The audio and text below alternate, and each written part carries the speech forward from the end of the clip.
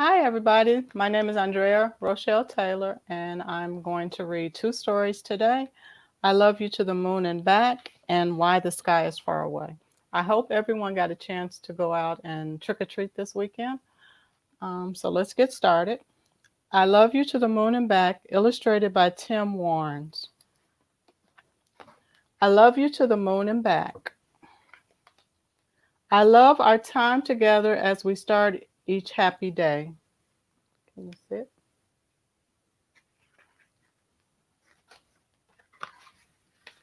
I love our bath time silliness, the way we splash and play. Okay.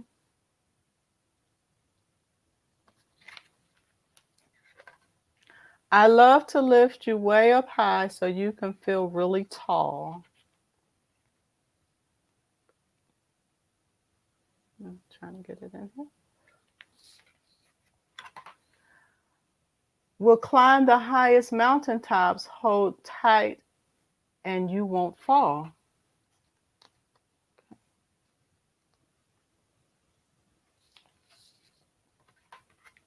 I love to share the magic of the shining skies above.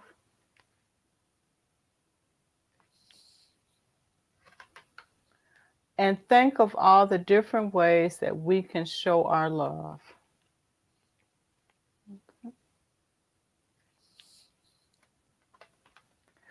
Like when we're touching noses,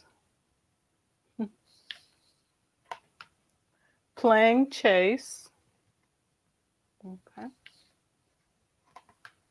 or seeing friends.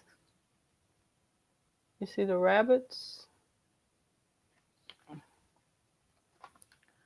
Our love is always with us and it never ever ends. So snuggle safely in my arms. Our day is nearly done. I love you to the moon and stars, my precious little one. Okay. And it says, a joyful celebration of the love between a parent and the special little person in his or her life. The second book is called Why the Sky is Far Away. It's a Nigerian folk tale. It's retold by Mary Joan Gerson, pictures by Carla Golimbi. It's a pretty cover. Okay.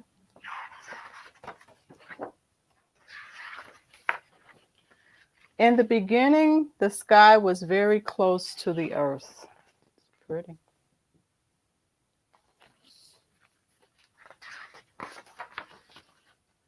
In that time, men and women did not have to sow crops and harvest them. They did not have to prepare soup and cook rice. The children did not have to carry water from the stream or gather sticks for the fire. Anyone who was hungry just reached up, took a piece of sky, and ate it. It was delicious, too. Sometimes the sky tasted like meat stew, sometimes like roasted corn, and sometimes like ripe pineapple.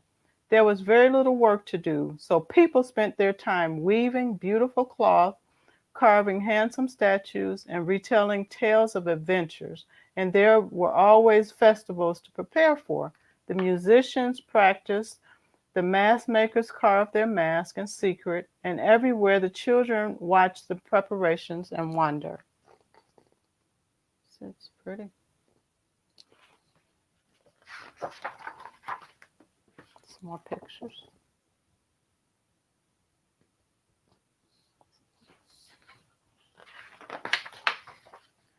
The king of the land was called Oba, and his court was magnificent.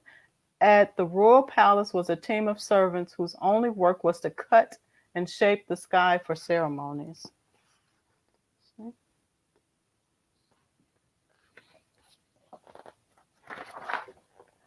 But the sky was growing angry because people were wasteful. Most often, they took more than they could possibly eat and threw the leftovers onto garbage heaps. I am tired of seeing myself soured and spoiled on every rubbish bin in the land, brooded the sky.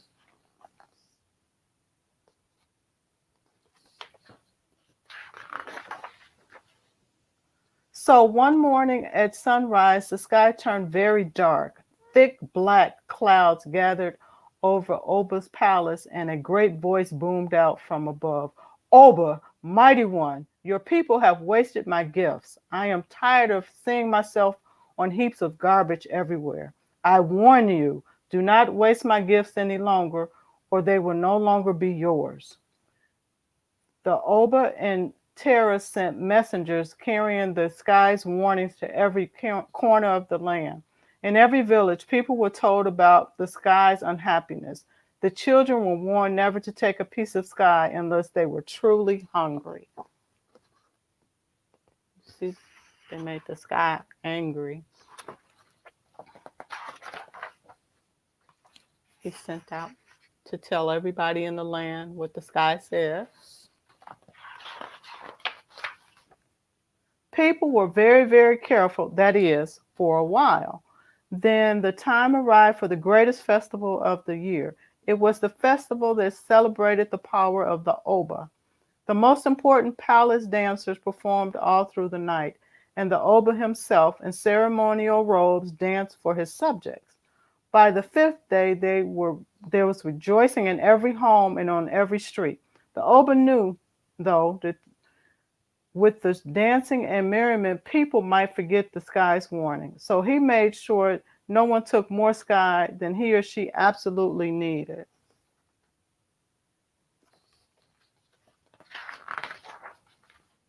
Now, there was a woman in this kingdom who was never satisfied. She would barely move when she wore all the weighty coral necklaces her husband had bought her, but she still craved more necklaces. She had 11 children of her own, but she felt her house was empty. And most of all, Adis loved to eat. On the very last night of the celebration, Adis and her husband were invited to the Oba's palace. There they danced and danced and ate well past midnight.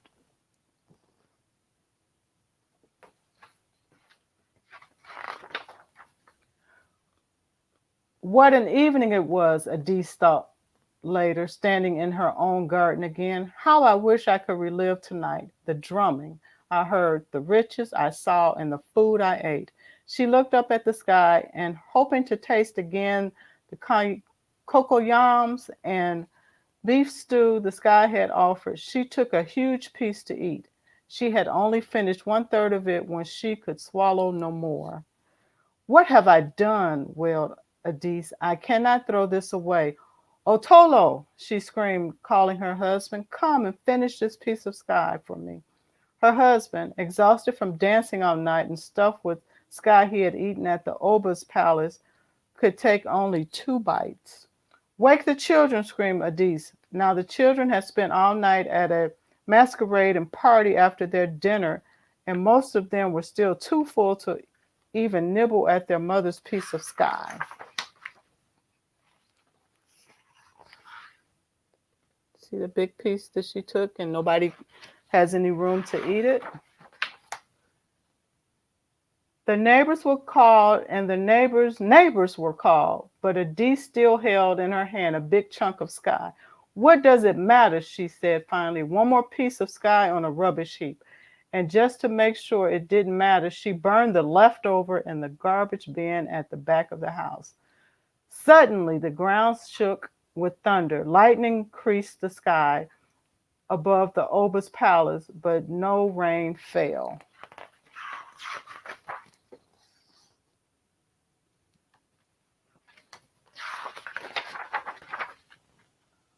Oba, mighty one, boomed a voice from above. Your people have not treated me with respect. Now I will leave you and move far away.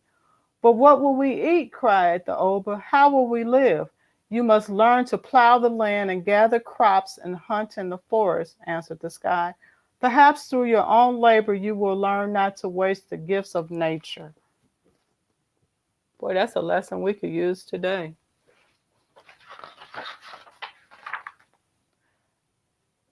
No one in the land slept very well that night. The rising sun uncovered the heads of men and women and children peering over rooftops and through windows, straining to see if the sky had really left them. It truly had. It had sailed upward far out of their reach. From that day onward, men and women and children had to grow their own food. They tilled the land and planted crops and harvested them. And far above them rested the sky, distant and blue, just as it does today.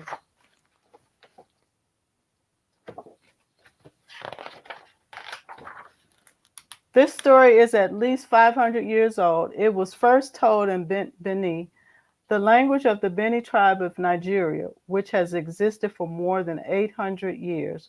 The Beni people live today, along with many other tribes, in what is now called the country of Nigeria. How interesting it is that the Beni people long ago began teaching their children to respect the earth and sky. Today, we are very concerned about caring for our planet. We now see, as the wise Beni did then, that the future of nature and its gift rests in our own hands.